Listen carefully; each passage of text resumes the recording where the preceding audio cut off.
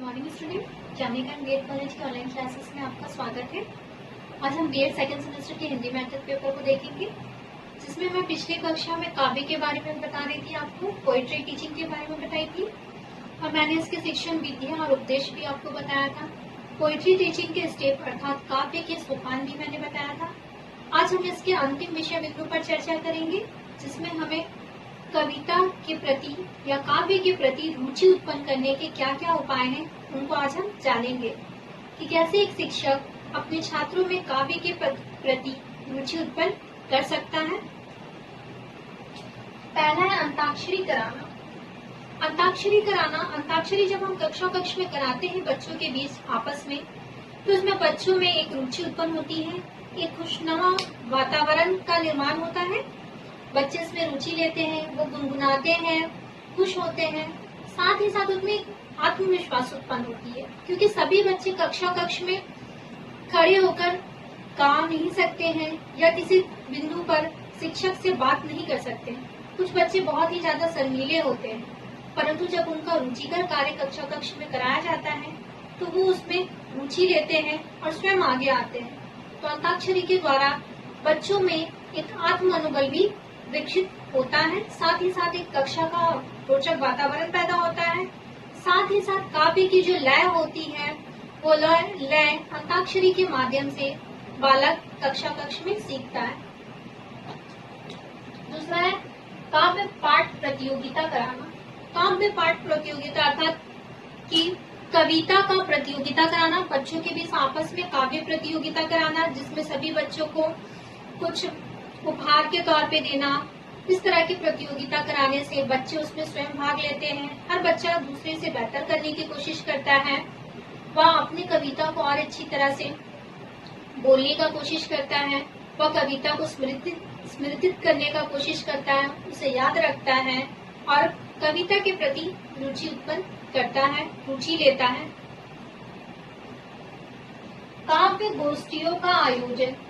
काव्य गोष्ठी अर्थात कवि सम्मेलन का आयोजन कराना, जिसमें अगर हम एक विद्यालय में कक्षा के बच्चों के बीच करा रहे हैं तो बाल कवि को बुलाना, बाल साहित्यकार को बुलाना, जिसके द्वारा बच्चे उसे देख के प्रेरित होते हैं, उनकी तरह आत्म मनोबल के साथ कविता को बोलना सीखते हैं, बिना हिचकिचाए, बिना शर्माए।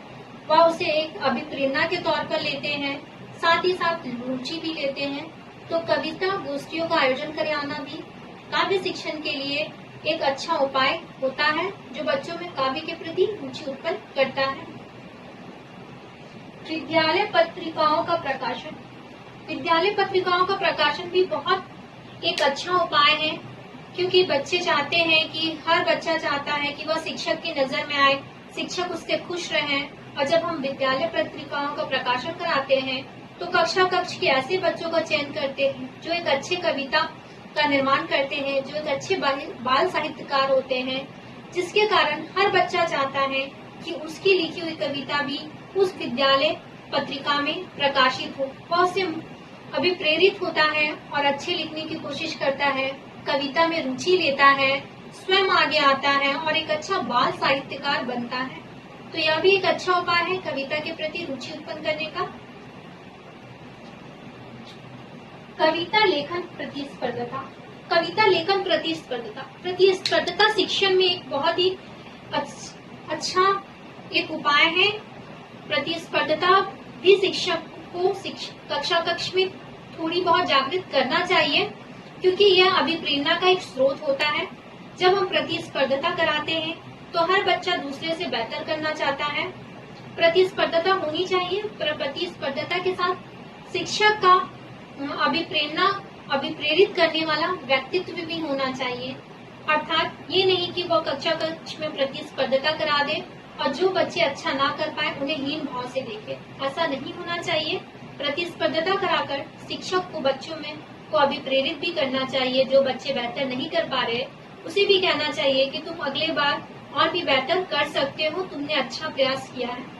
तो जब हम कविता लेखन की प्रतिस्पर्धता कराते हैं तो हम कक्ष में सभी बच्चों को कोई कविता लिखने देते हैं और बोलते हैं कि कौन सबसे पहले सबसे बेहतर और अच्छा लिख कर दिखाएगा, जिसकी लेखन कुशलता भी हो इससे लेखन कौशल भी बालक प्राप्त करते हैं, कविता के प्रति रुचि उत्पन्न करते हैं और अच्छी अच्छी कविताओं को सीखने की, जानने की कोशिश करते हैं। आशा करती हूँ काव्य शिक्षण के जो उपाय हैं, रुचिकर उपाय, ये आप सबने समझा होगा और अपने कक्ष में छात्रों के बीच इसे व्यवहारिक तौर पर प्रयोग भी करेंगे। अगली कक्षा में हम बीएड के किसी अन्य विषय बिंदु पर चर्चा करेंगे। तब तक के लिए धन्यवाद।